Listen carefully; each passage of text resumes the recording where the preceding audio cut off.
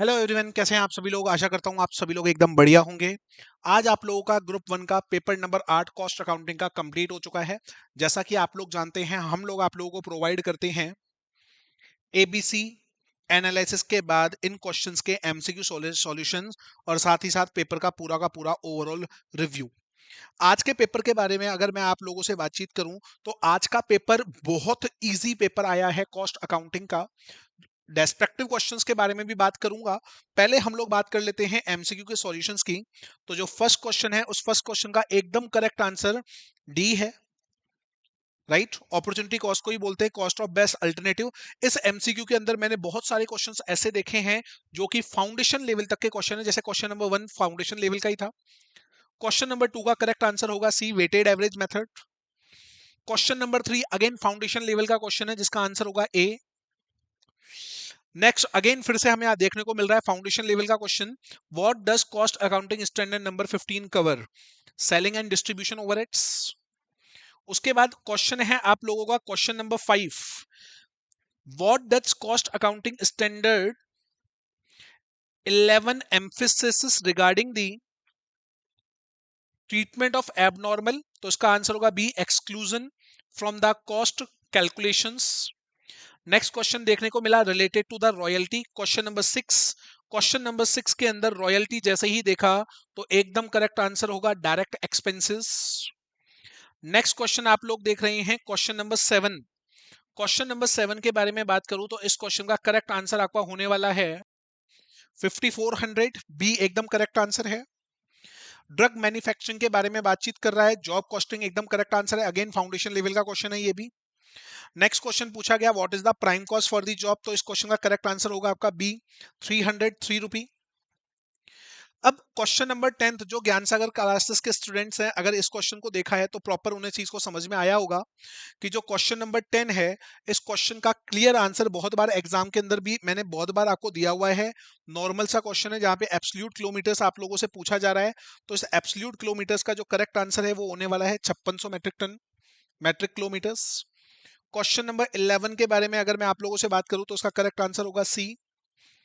Question number 12 के बारे में मैं आप लोगों से बातचीत करूं, जहां पे आप लोगों से पूछा गया है बीईपी सेल्स कितनी होने वाली है, क्वेश्चन नंबर 12 के बारे में हम लोग बात कर रहे हैं तो उसका करेक्ट आंसर है सी। क्वेश्चन नंबर 13 के बारे में मैं आप लोगों से बात करूं तो इस क्वेश्चन का करेक्ट आंसर आपका आएगा डी।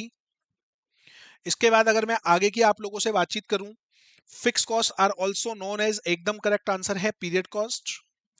बात करें क्वेश्चन नंबर 15 के बारे में, which of the following budget facilitate classification fix and variable cost? एकदम करेक्ट आंसर है फ्लेक्सिबल बजट।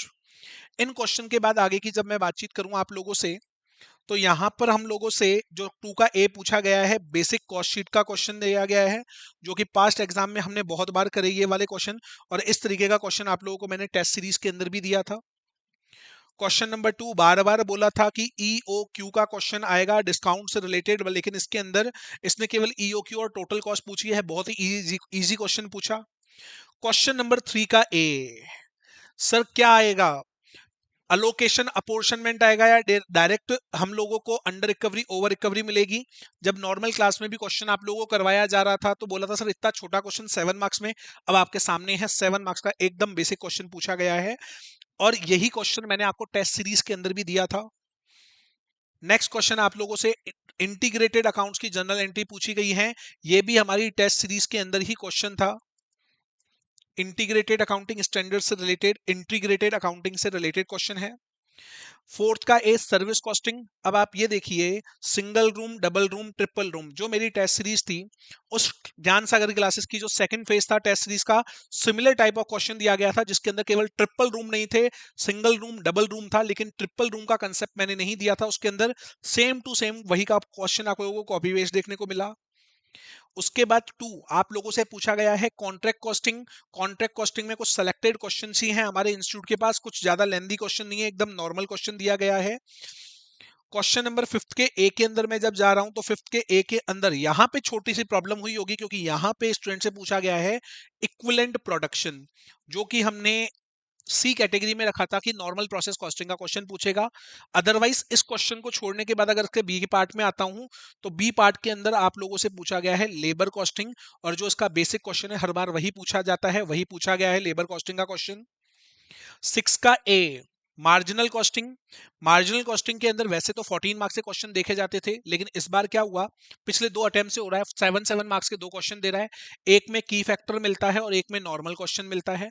तो सेम चीज 6 के ए के अंदर तो आप लोगों से बीईपी और प्रॉफिट से रिलेटेड क्वेश्चन पूछा गया है, और बी के अंदर की फैक्टर को अप्लाई करते हुए आप लोगों से suitable sales mix, optimum mix से रिलेटेड क्वेश्चन आप लोगों से पूछा गया है।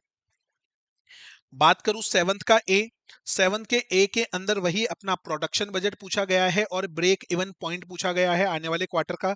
ये भी हमारी जो टेस्ट सीरीज थी उसी से रिलेटेड क्वेश्चन है अगेन। बी के अंदर हम लोगों से पूछा गया cost accounting standard number 10 theoretical. अब काफी स्टूडेंट होंगे जिन्होंने पीछे कोई भी क्वेश्चन अगर मिस किया है, तो थ्योरी भी बहुत इजी पूछी गई है। Difference between financial accounting and management accounting 4 marks में। गुड परचेजिंग प्रोसीजर के क्या क्या क्वालिटीज इन्वॉल्व होनी चाहिए, बेसिक क्वेश्चन है। इनमिडिएट what are the feature of job costing. तो ओवरऑल इस पेपर को जब मैं देख रहा हूं तो काफी इजी पेपर आप लोगों से पूछा गया है इस बार का कॉस्ट अकाउंटिंग का। सो मैं पूरा का पूरा एक्सपेक्ट करता हूं कि इस पेपर के अंदर काफी स्टूडेंट के काफी अच्छे नंबर आने वाले हैं। आपके कितने नंबर आ रहे हैं आप जरूर से जरूर मुझे बताइएगा। धन्यवाद।